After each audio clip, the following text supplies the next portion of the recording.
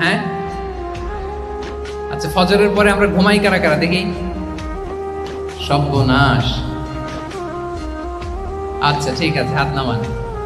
আচ্ছা, ফজরের পরে আমরা একটু এক্সারসাইজ করি, পড়াশোনা করতে বসি কারা কারা? মাশাআল্লাহ, আছে কিছু, ঠিক আছে, হাত নামান। এবার দুইবারের একবারও যারা হাত তুলেননি তারা হাত তুলেন। আপনারা কি করেন?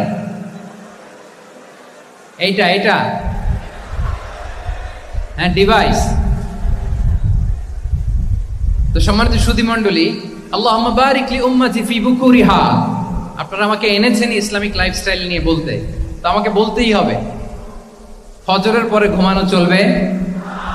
প্রথমে আমরা হারামকে না বলে দিলাম, এবার আমরা না করে দিব কোনটাকে? হ্যাঁ, ফজরের পরে আজকে থেকে কোনো ঘুম চলবে। যদি আপনি চান একটু